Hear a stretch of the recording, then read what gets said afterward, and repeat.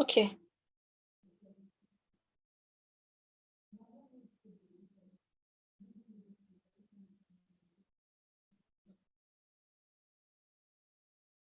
Let me just pray.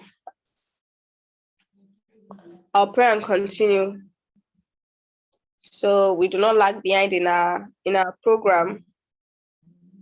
I don't want us to lag behind. We'll continue.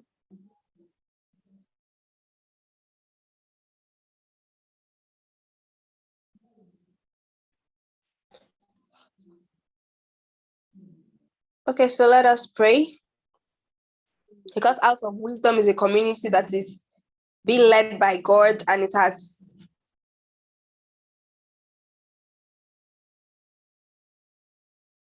been established. It was made established from God. So we'll start with prayer. Our blessed Redeemer, we thank you for today. We thank you for service in our various churches. We bless your holy name because you are making today happen.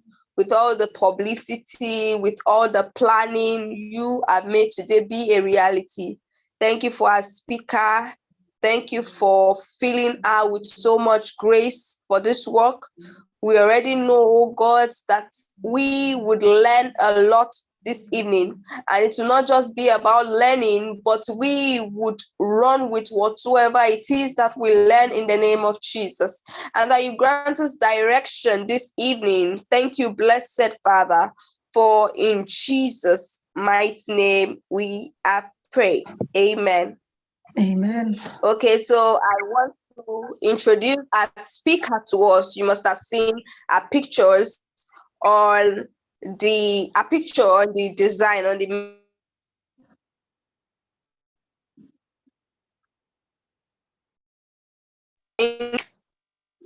is Temi Moronkeji. And so Temi Moronkeji is a social worker who is passionate about marriage and family therapy. She holds a master's in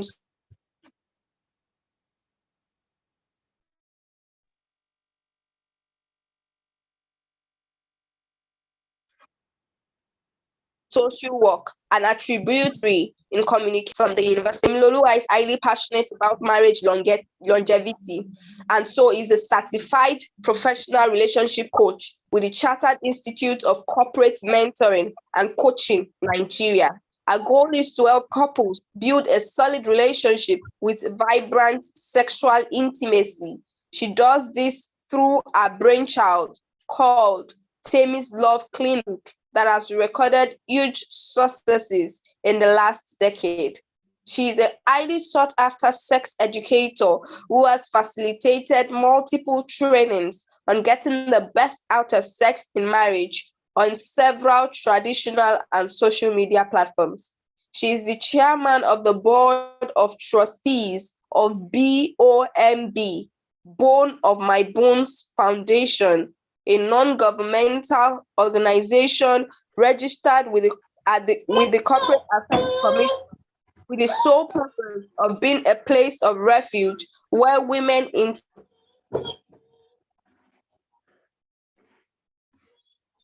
with wholeness on every. At Bone of My Bones Foundation, women across every age bracket are nurtured and taught sound principles that guarantee success in every area of their lives through tested and proven channels and progressive initiatives, one of which is weekly training session on how to cope in marriage. She's the lead facilitator for the sex classes that hold every Wednesday.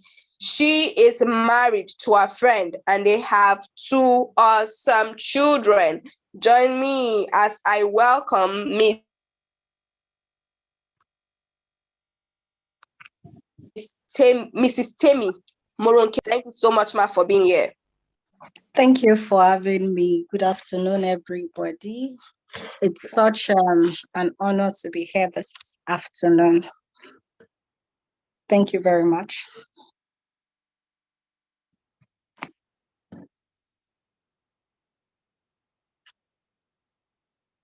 I hope you can hear me.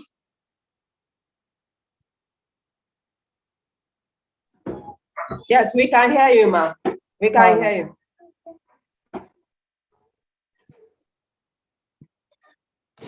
Thank you. All right. So should I just start, or do you still have one or two things? I know you sent me the the timetable. Sorry, I'm not sure I can remember what's on the program next. So I might just to kick off, or you still have one or two things to do? No, Ma, you can kick off. All right. Okay. Thank you very much. Yes. So this afternoon we'll be talking about 7 things to know before we get into a relationship. That's really very, very awesome. And I really want to first of all appreciate my sister. Um it's really, I love the fact that these days the social media is just a large community. We've not met physically, but I've seen some of the stuff you do, and I want to say thank you very much. God bless you for the great work you're doing, and thank you for inviting me once again.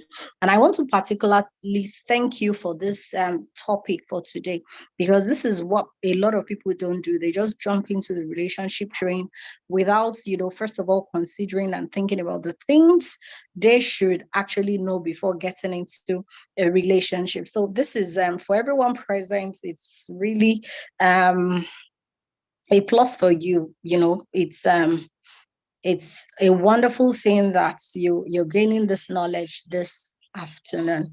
So I have limited time. Let me just you know run through those things. Definitely we won't be able to say much, but I'm sure that this few times we have to spend together this afternoon, we'll be able to glean so much and then equip ourselves to to get into a relationship. And for those that are already in the relationship, it's never too late. You can always learn. Knowledge is forever. That's just it. If you keep learning, then you might as well say, I want to get out of this world. So the first thing I think everyone should, in no particular order actually, but the first thing I always want people to have at the back of their mind before getting into any as in a relationship that will definitely lead to marriage is that you first of all understand and know what purpose is all about. You need to first of all, you know where you're going, understand what is stock for you. Who are you? Can we meet you? A lot of people, when you ask them who are you, they most likely say, I'm a doctor, I'm an engineer, I'm a social worker. Actually, even myself, for a very long time, when they ask me, okay, so who is Temi? I always say Temi is a social worker. I'm sure, in fact, I think my bio said something like that. But the truth is that before I became a social worker, who exactly am I? What's my purpose? What am I called to do? Why am I on this world, in this world? Why am I existing? And it is very important we get to understand this thing, because when you know yourself, you know the direction you're headed to in life. That is when you can now say, okay, I can have someone to join me on this train, because I believe so much that when you want to talk about relationship, you just don't get into relationship with just anybody or anyhow. If you don't understand yourself first, how do you want someone else to understand you? When you don't know your purpose, how would you know if your purpose even aligns with this other person? Or you just want to get entangled with someone, and then the person is going up north and you are heading eastward. There will be conflicts. The conflicts, there are some conflicts that you don't even know where to start resolving them from, because you're not even on the same page at all. So to save yourself a whole lot of issues, to even before you even say I'm ready for a relationship, you must understand what purpose is, because it is so important for you to know that um being single is a state of wholesomeness. Is not, a lot of people misunderstand the state of singleness as being what's the word now, as being not complete. This term some people will say I've not found my better half, or I've not found my my bone, like there was never in the Bible where it's written that there is actually a bone that is missing. As in, I don't know where those things come from, because if it's not found in the Word of God, then we shouldn't keep saying these things. That's just it. God created a whole man, and he was alone, not lonely. He's a full man, as in complete. And then God said, it is not good that a man should be all alone. Let's look for a suitable companion. And remember, Adam had purpose already. Before God start saying, okay, the man needs a suitable companion. He had given him work to do. He understood his assignments. He knew what he was supposed to do with the garden, the stuff, and even he wasn't just a nobody without assignments or anything. He knew and had purpose, and that is how it should be. Nobody should come and complete you. You are complete by yourself. Marriage is a union of two wholesome individuals, a whole and a whole, and they become one again. It's not half and half. It's because a lot of people don't even know what they're doing on earth, and that's how they now get involved in any kind of relationship. But if you know your purpose, you know what you're called to do, you know your assignments, and this would lead us to number 2. You will know the kind of person you want to you should get married to. And that's the second thing. After knowing who you are, you know your purpose, you have your short-term goals, you have your long-term goals. That's being part of your purpose. You know what you want to achieve in the next 2, 3, 4, 5, 7 years. You have a bigger picture of what your tomorrow is like. Having known all that, then the second thing is that then you know the kind of person you want to get married to. A lot of people say, the will of God, the will of God. The will of God is embedded in your purpose. That's just it. The will of God is not hidden. It's not hidden. That's why we have the Holy Spirit that will bear witness to us. That's just it. The will of God is never hidden. Even to Israel, God already knew that there is a plan for salvation for them. And that's why prophets like Isaiah and the stuff prophesied about Jesus. So when those wise men came to Herod and said, oh, there is a king that was born, he asked the scribes and said, the teachers of the law, where did they say that the Savior will come from? And they opened the books and they found it that it would be in Jerusalem. So the will of God is not hidden at all. So the will of God for for a life partner should not be something that is hidden. You should understand when you know your assignment, then you will be able to say, I don't know if it's black or white. That's where we get it wrong. We think it's about the color or the height or the shape. No, it's about the assignment. It's about recognizing that person and knowing that, okay, because for instance, I know I'm a social worker, I deal with families, then the person I want to get married to must have high family values, must be able to support me, ministry wise. I know I want to have all sorts of degrees, and then the person must be inclined towards women having education, not someone that would say, okay, after first degree, you can't have your master's, you can't do your PhD, because I know those are the things I want to do, those are my long-term goals. So I already have a picture in mind that, oh, definitely this person must not be the kind of person that believes the place of a woman is inside the kitchen, because my assignment is not in the kitchen, my assignment is beyond the kitchen. So I have that understanding that he would have to be like that kind of a man. Why and how do I know this? Because I can see in the scriptures that when God wanted to give Adam a suitable helpmate, like the Bible says, he asked Adam to name he brought the animals before him to name and to see what name he would call them. That's how the King James Version puts it. That and God brought the animals, various animals before Adam to see what he will call them. And then he gave names to every one of them. And then the Bible says that for Adam, there was no suitable companion found for him. He could not see, he could not see his like. He could not see someone that is like him. House of all the lions, the leopards, the sheep, goats, and all the animals before him. Peradventure, if Adam had seen the ape and felt, wow, this one looks so much like me, and then would say, okay, the ape is it. This is suitable for me. Maybe we'll all be getting married to apes up and down this this time and age because our forefathers saw something inside it. But glory be to God, who made Adam to understand purpose and know that this is not what God had in mind for me. Because from the beginning, he actually made them male and female. But when he created male and female, but when he formed the body, he made the man first. And after this, God caused a deep sleep to come up. We know the story, and then he formed Eve out of Adam. By the way, it was even Adam that named her Eve. And of course, he called her a woman first before she was given the name Eve.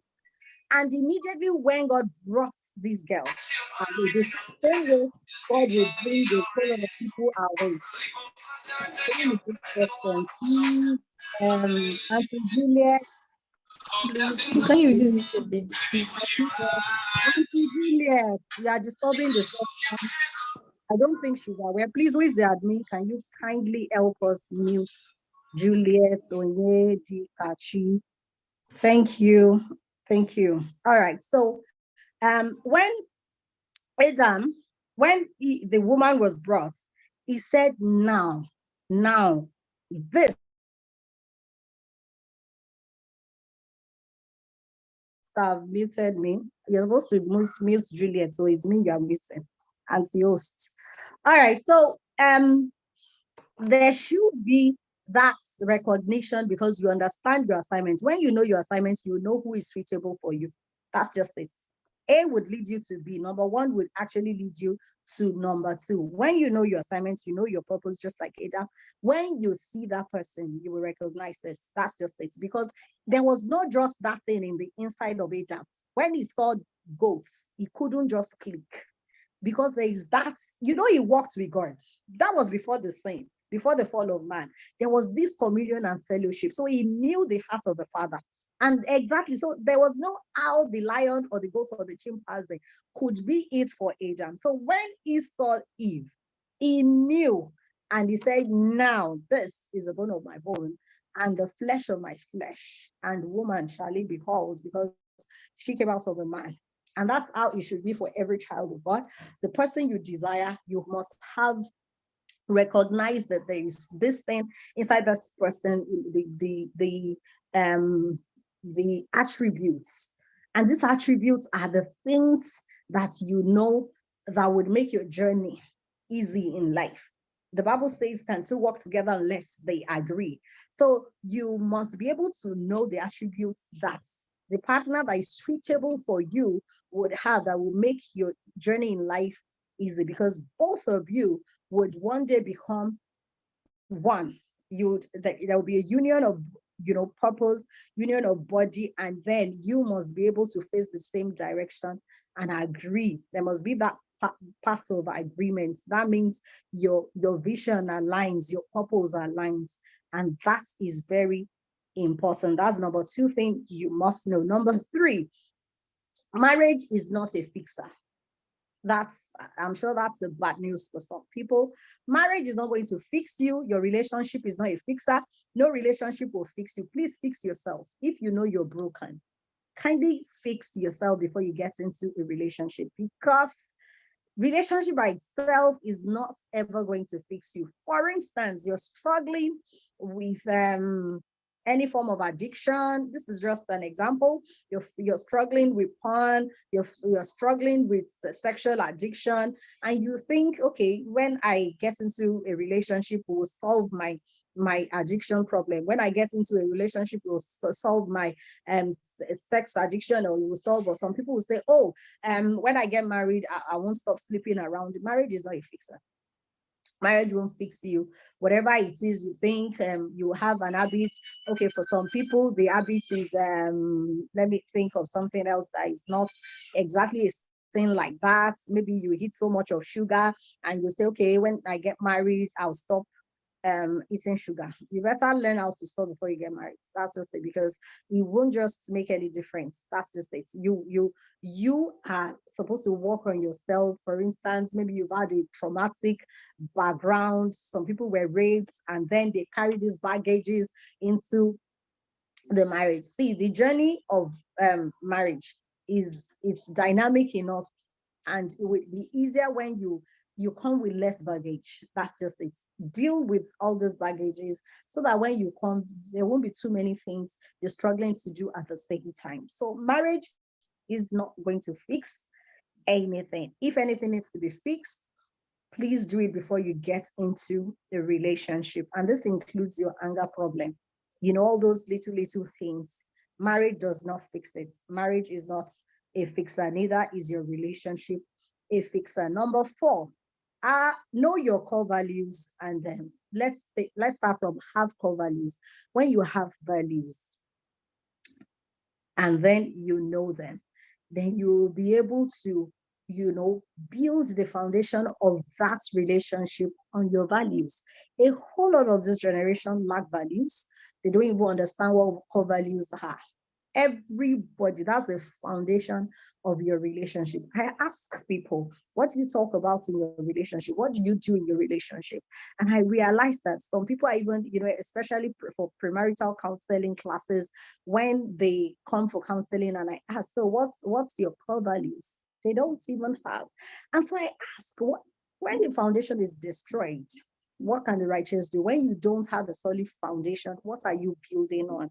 So you don't even, for some people, they say, okay, I'm struggling. Why is it that everybody that wants to date me wants to have sex with me? And I say, okay, do you ask about these things? Do you discuss it? What's this person's perception and value about sex before marriage? And they say, oh, we never asked. Okay, so why are you getting involved with someone that does not even have this value? Or even you don't even have it as a core value?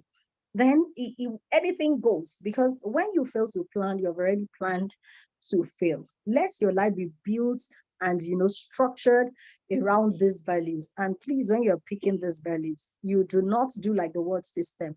This should be Bible-based values, things that they are solid. They are not values like, oh, you must have a million naira in his account before, or in our accounts before I get married. No, those are not values. I'm talking about core values. We're talking about godliness. We're talking about love. We're talking about trust. When you have those things as your core values, that these are deal breakers for me. You are not faithful. You don't. In fact, the one of the easiest one should be that God is at the center of everything we do. That God is just the foundation. Some people, anything goes, and that's why a little problem in their life, you see them running helter skelter and doing Baba Yemi up and down, because they really, really, really, really, really don't have core values. All right. The number 5 thing is that before you get into any relationship, know the difference between potential and patterns. Know the difference between potential and pattern. The potentials are awesome. Potentials are really, really awesome. It's good to have potential. Oh, I don't have a job now, but I've applied in several places, and right now I am volunteering in an organization. As that this man has potential, this lady has potential, this person has the ability to hold a job. As in, you don't have a job now, and then you are volunteering somewhere. You know that, oh, this person is hardworking. This person is not lazy. That's the potential. Now, beyond that potential, I think patterns would really, really be good. What's this person patterns? As in, what are the things this person is known for?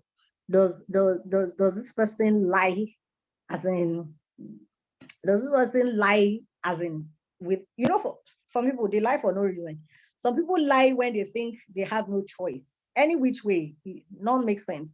But for some people, they don't even have any reason for lying. And you watch them, you want to go into a relationship with someone, you're getting close already, and then this person is always saying on the phone, I'm in Lagos as I'm talking to you. The person that is by your side are challenging him, but he's saying, oh, I'm in Lagos. Or the person, na Abuja I dey, oh, na Abuja I dey. So person where they or just are beside you.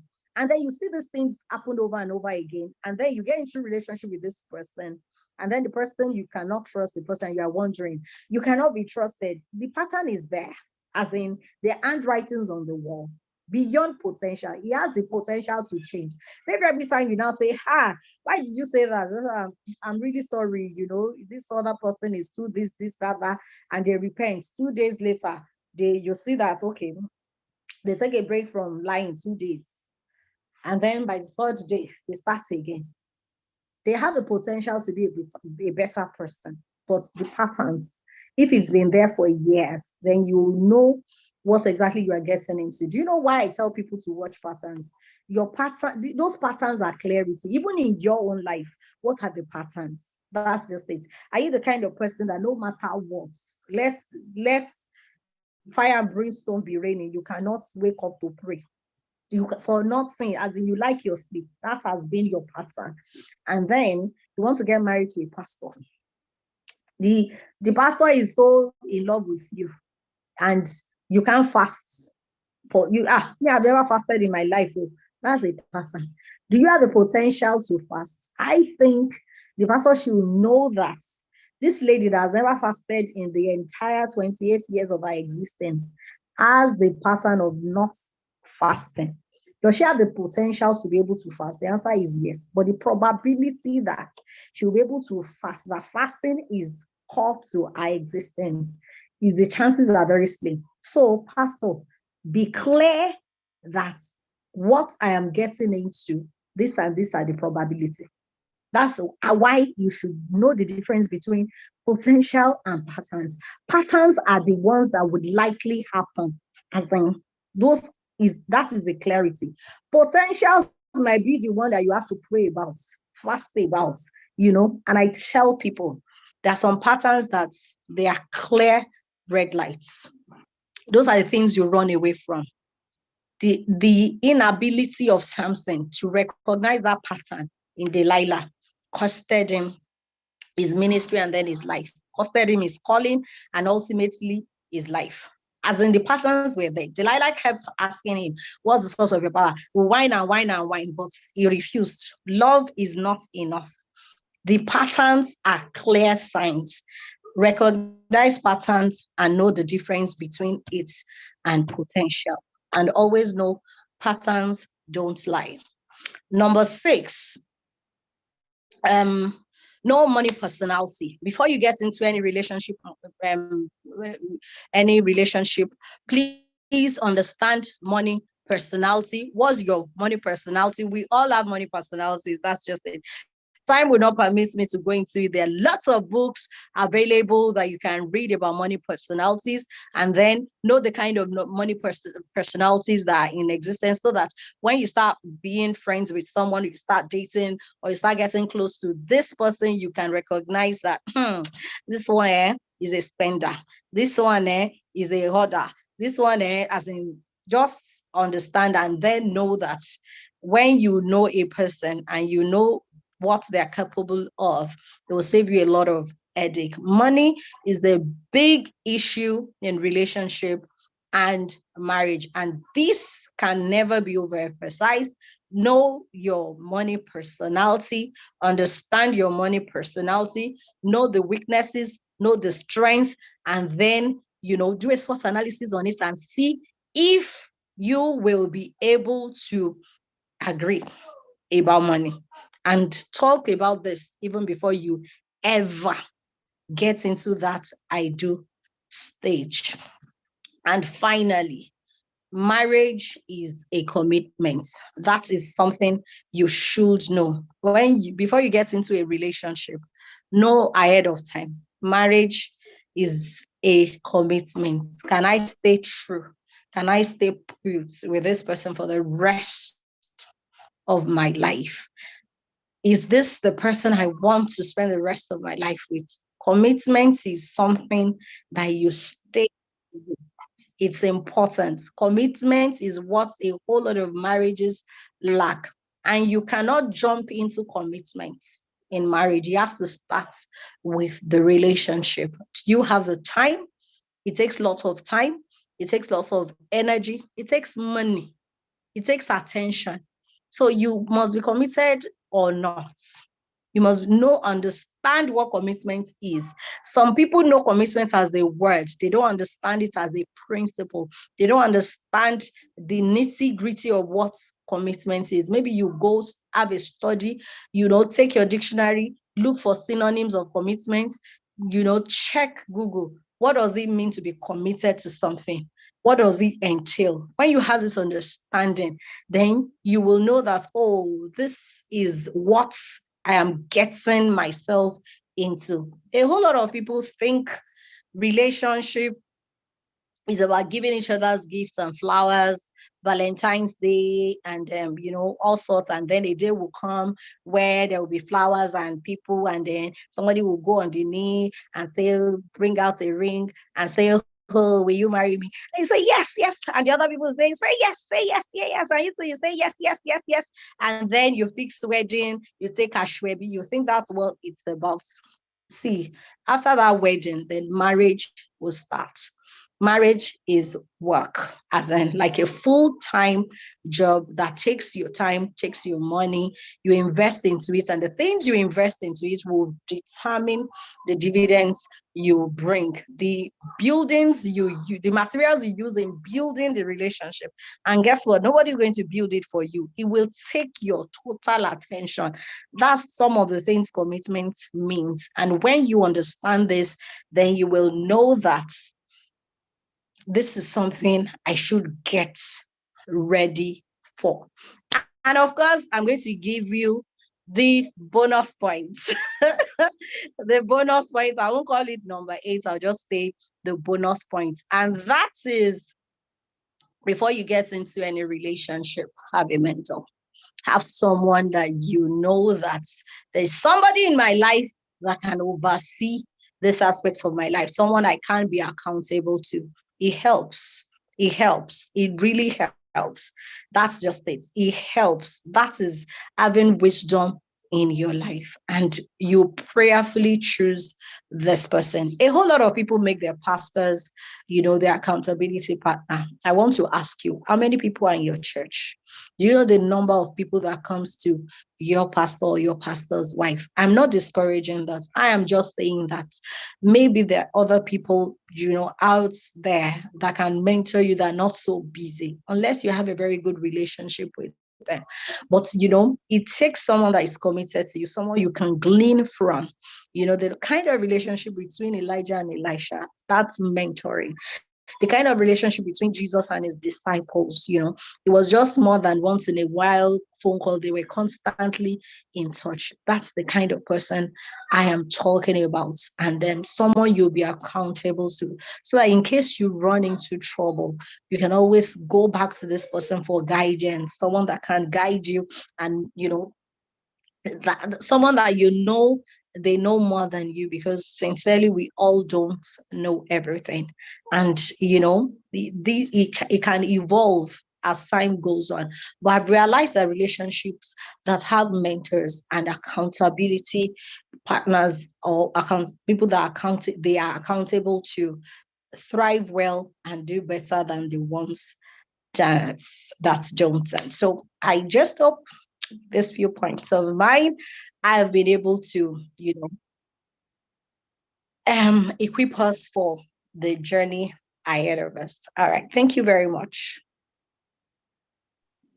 Thank you so much, Mrs. Temi. It was such an impactful session. I love the humor that you use in between. It helps us relate with all that you were sharing. And the reality of getting into a relationship is people would say, as they tell us that love is blind, and but marriage is the is Yes, like so the ampli the glasses that would make you see. everything like very clearly. And so these are very crucial points. And I must add that the bonus point you added is actually very important in relationships, because we've heard from a lot of married folks, someone they can report their husbands to. And we have also seen men who don't know who they can report their wives to. I mean, someone they submit to that they can reach Mhm. concerning. And so it's as singles. And I'm really sure that aside the 5 participants that were on this Zoom meeting, I'm sure those that will listen to the replay get a lot of insights from all that you have shared. Thank you so much. You're And welcome. so for those who have questions, thank you so much, man. You can just drop your questions in the comments and I'd read them out to Mrs. Temi. But if there'll be no questions, we'll move on to the next thing on our program for today. No questions. Let me just check. Okay.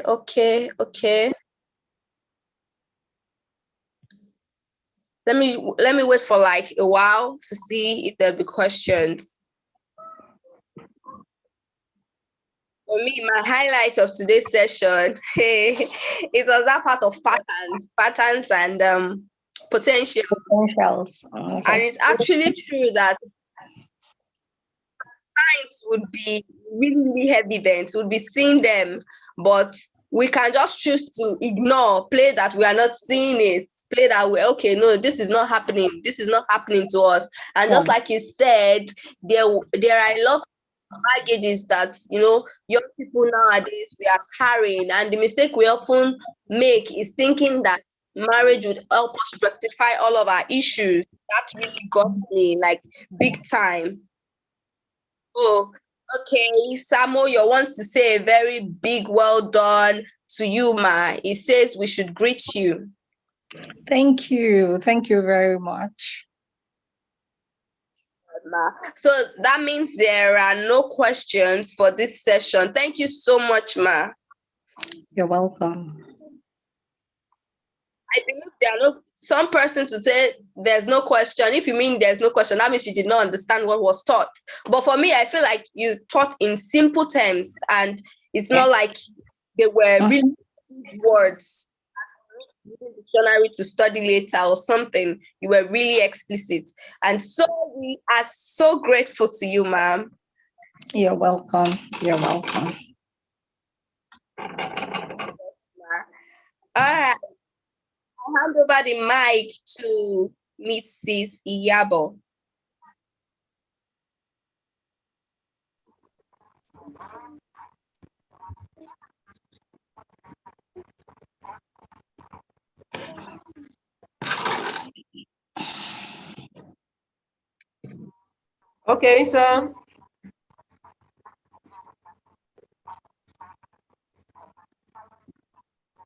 Okay, so good afternoon, and thank you all for joining. This has been such a mind-blowing session. I won't lie. Thank you so much, ma'am. It's been You're welcome. eye-opening. It's been mind-blowing. The kind of insights you have shared this afternoon. We are so grateful, ma'am. Thank you for your time. Thank you for the commitment to this course. Because even during this week, I was like meditating, and the Lord said to me that we human beings are spirits first, and that people just go ahead and say, yes, I do, to another spirit. And spirit basically means influence, which means this other spirit has influence over you, influence over your destiny, influence over your everything. And you will find people just going to the aisle without thinking twice, without getting information. It marvels. I don't know. I'm surprised. I wonder. And that is why we do what we do in the House of Wisdom, because we want people to know. We want people to know what to do per time. And so I'm so grateful that this program has been an eye-opener for us all. And if we don't have questions, well, I might have to ask our speaker some questions because we still have like 15 minutes time. We still have 15 minutes to go. And another thing I'll buttress is the fact that if you are dating someone and marriage is on the cards, look for someone he or she submits to.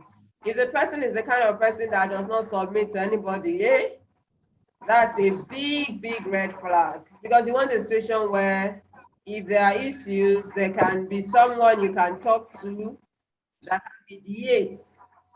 If that kind of person doesn't exist, it's a big, big challenge.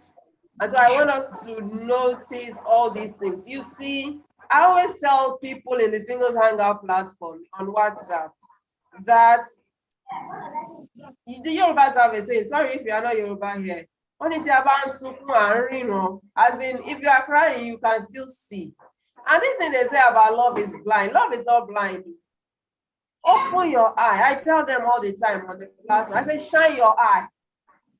Shine your eye. Because this thing is like a matter of life and death. This thing is like a matter of life and death. And so we have to be really, really serious about it.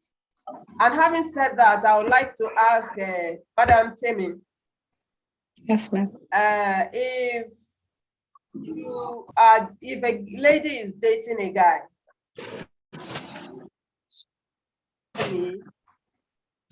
yes, I can hear you. Okay, thank you. If a lady is dating, because somebody has asked this question on the singles platform, so I want to make it public so that we can get another opinion. That she's dating this guy, and this guy doesn't like seeing her with other guys. And she is a type of person that has a lot of males as friends. She's comfortable in their midst. And this guy will say, no, you can't move with this, as in sort of controlling her already, even before they get married, as they are dating. The guy was already saying, you can't move with this, you can't move with. What should the lady do? And how do you see it? Is it an ideal situation? Can she continue with that kind of situation? Because I see the guy as being possessive. Please, we would like to know your opinion, ma'am. All right. It's the handwriting is on the wall. So I always tell people that's like a pattern. That's one of the things I like, getting people to see, have like a picture of what the future would look like. And this is how I tell them, whatever that is happening in your relationship right now multiply it, multiply it by 10, as then marriage will become the magnifier of if is like this. For instance, is he complains right now because you're not married, is complaining that I'm not comfortable with your other friends because they are male. By the time you get married, it would not only be a complaint, it would become, in fact, I tell them, you can ask that actually, when we get married, what would happen to my friends? Would you still allow me to have these friends? Because a whole lot of people don't ask questions. That's just it. They just assume that because I've told them in relationship that, oh, they are my friends, they are my friends.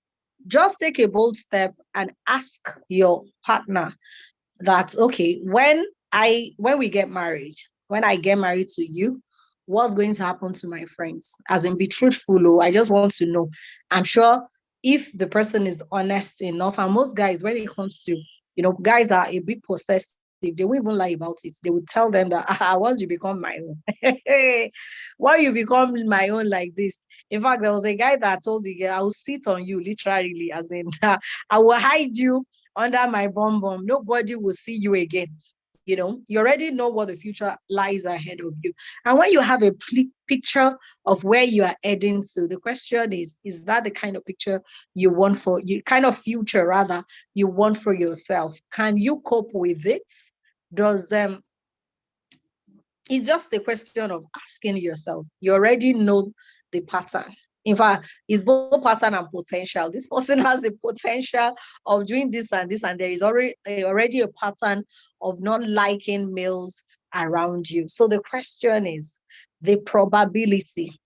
That's just just do the math, put it into statistics. The probability that your marriage will entertain male friends is like 2 out of 10. So is that something you can live with? Because I know some people actually, you can let go some things. I always tell people sacrifice is part of relationship. That's the stage. Sometimes if you think it's something you can't sacrifice, then good for you. If it's something you cannot sacrifice, then maybe it's time to talk about our priorities and let's get them right. But I tell people, just don't go into anything with assumption. Be clear about what the future has for you.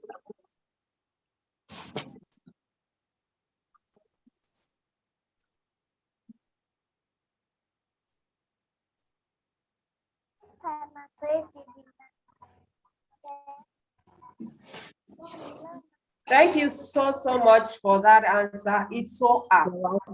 And the red flag is there. So it's left for her to do the needful. Now, another question, Ma. If you are dating someone, let's say a lady is dating a guy, and the guy has a patriarchal mindset. I think you understand what I'm talking about.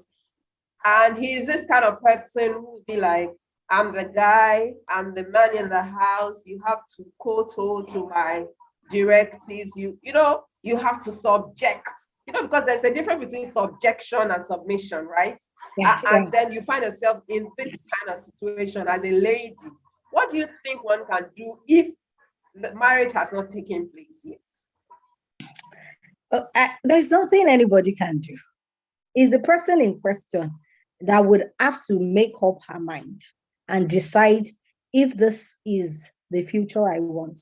I tell people, all you can do is let's change the lens she's using to view our relationship right now. Sometimes people are just using the lens of, I am too old. Oh my God, 2023 is almost over. For God's sake, I'm 35. And that's the only thing she can see through the lens of our relationship. For God's sake, I'm 35, I'm 35, I'm 35. Can we help her change this lens of I am 35? And we're already in August, is almost ending. We're almost getting into September. And then 2023 is almost over. Then I'll be 36 next year. I'm still not married. Can we help this person to remove that lens so that our focus will only be on the fact that age is not on our side? We are not in any way, saying age is on your side, but can you see with another lens of this is what the future holds in stock for you?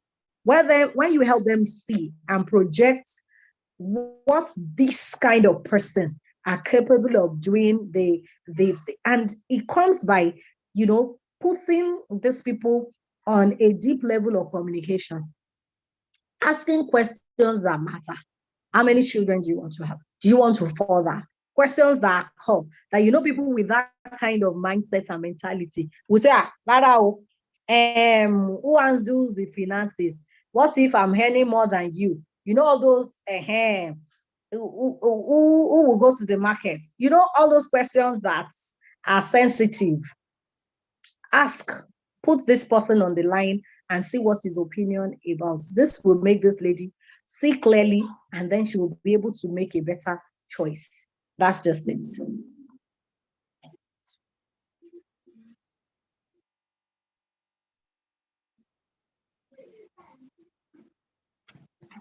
Awesome. Thank you so much for that. Last question before I let you go, because I know you are busy. I wanted to ask, what kind of conversations do you think people are ready to marry? What kind of conversations do they need to have around money, childbirth, sex, all those kind of things? Thank you, ma'am. So what kind of conversations? Because you find singles not having these kind of conversations before, and then they get into the institution and there's kata. So let's talk about the kind of conversations, the kind of questions they need to ask before the D-Day. Okay, very important. I'll just take the conversations are numerous. I tell people, don't limit conversations, as in think outside the box. That's just it. For finances, I tell people, who will handle money? How do you handle money? Paint scenarios. Will I be allowed to give my parents money if I want to sow a seed of can God lead me to sow seeds that what are they called, sacrificial seeds? For instance, let's say my salary is 500,000. Can I be led by God to sow my entire salary? Will you support me? As in things like that, as in case scenarios. Paint it and let's see what you think about it. What do you think about giving to our parents? What do you think about giving to orphanages? What do you think about, as in, who should handle money? Joint accounts. What's your take? Must we have joint accounts? Or after joint account, we still have our individual accounts? As many questions as possible. Can I buy properties in my name? When we buy property, whose name will be there? As in sensitive things. These are the things you should have opinion about and ask each other about it. Who is paying for who? What's your opinion? Is my money, or my money is our money? Is your money, or your money is our money? Is my money our money, and your money is our money? All those things. Let there not be really, there are times where maybe you've not concluded about some things, still go up about it, especially the things that matter to you. And I tell people, a whole lot of us are products of our backgrounds and our experiences. And so we've been shaped by our family values, our backgrounds, our family trees, the things we learned in church, wherever we grow up. Some are from polygamous homes, from nuclear families, and all these things will inform our decisions. So these are the things you ask. Okay, what's the pattern in your family? Should we have our own pattern, or we should follow as much as possible to the minutest details? Ask these questions. When it comes to sex, ask questions before you get into a relationship. What's your view about premarital sex? If we are abstaining, how are we going to go about it? What strategies? Because people say we are committed to no sex before marriage. No strategy, not to make it, as in there's no strategy in place. They didn't put boundaries. And I'll say, so how do you want to do it? You are not log of woods. You like each other. When attraction comes, or when your body starts behaving uncomely, even the Bible recognizes that when a man starts behaving uncomely, because there is a place for emotions, the Bible did not keep quiet about it. So what strategies do you have to ensure that you don't have sex before marriage? Talk about those things.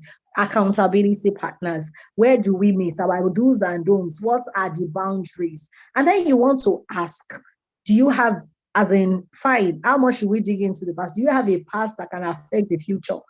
Meaning that, do you have your fallopian tubes intact, or one has been removed?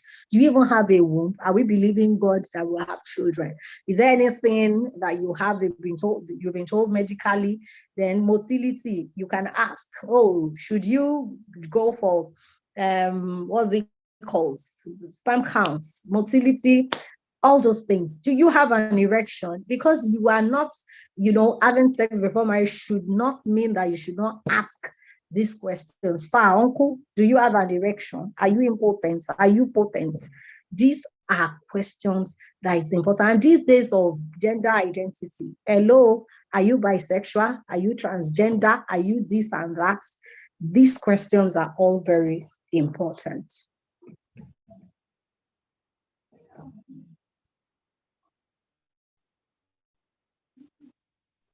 Awesome. I love how your list of questions was comprehensive, because for singles to avoid heartache, they need to talk about these things ahead of the time. Well, you just find them under 3 months, they've dated and they're like, oh no, we are walking the aisle. And I'm like, from where to where? What questions have you asked? So I'm so grateful for this session with you. It's been eye-opening in all respects. And we appreciate the fact that you took our time to do this. It really means a lot to us. Thank you for this investment you have made in our young people. Those that are here and those who watch the video on YouTube, because we know there are quite a couple of them who have not been able to join this live session and will watch much later. Thank you so much. God bless you. And do have a fantastic evening. I hand over to our program coord. I just wanted to say thank you to you first. So, Faith, please take it off. Thank you so much, Ma. We really appreciate your patience in responding to all of the questions. It's amazing that a lot of us just joined now, but I believe that they'll watch the replays later. I strongly believe. So I welcome Shemilore, Jeremiah, Matthew for joining us now. You can catch on the replay later through the Singles Hangout community, WhatsApp community. You get the link there, and you can as well. I'm sure that you can connect with Mrs. Temi on several platforms. She's still here. Please, Ma, how can people connect with you in case they want to ask more questions or just get one of your program, your trainings? How can they reach you, Ma? Oh, okay. I'll just type out my you can connect with me on Instagram. My handle is Temi's Love Clinic. You can send me a mail, Temi Moronkeji. Okay. That's my Instagram handle. We are grateful. You can send me a mail, temimoronkeji@gmail.com. And right now, my business line, I lost my phone 2 Saturdays ago. So this is not my business line, and I really don't like giving my regular line out.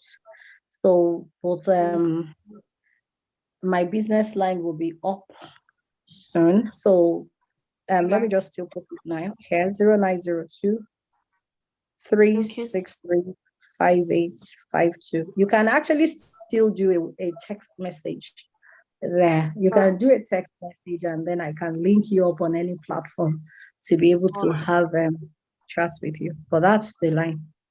All right, Ma. Thank you so very much. We are grateful that you took out time out of your busy schedule to help us with this. It's not like aside that someone is a single and has so many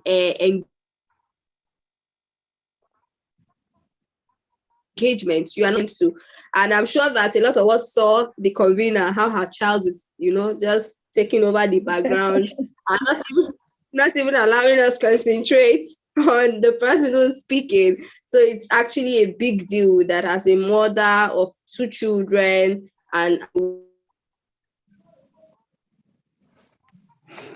so thank you so much, Ma. We're really grateful.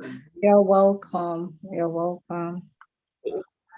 I celebrate each and every one of us that took our time to join, those that joined early and left at some point, or those that network kicked out, because network kicked me out a couple of times too, but I had to find my way back here. I celebrate each and every one of us.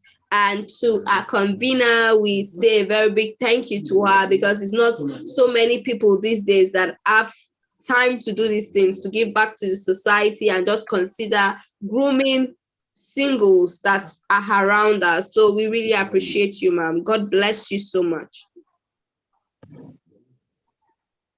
So we've come to the end of August edition of Singles Hangout. The details for September Singles Hangout will be made known on the WhatsApp community. So let us watch out for that announcement. Is something you do not want to miss. And please, as we are learning, let's ensure that we are not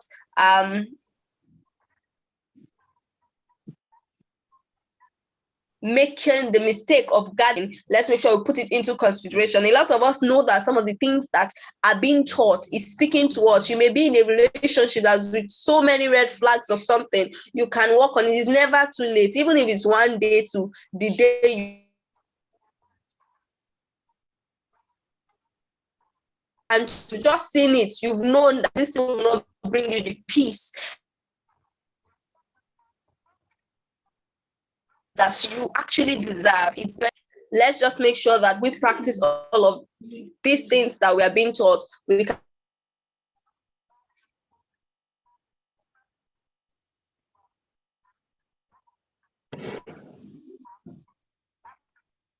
share with you so much, everyone. So we've come to the end of today's session. See you next month. I remain your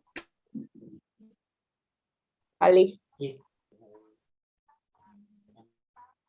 Goodbye, everyone.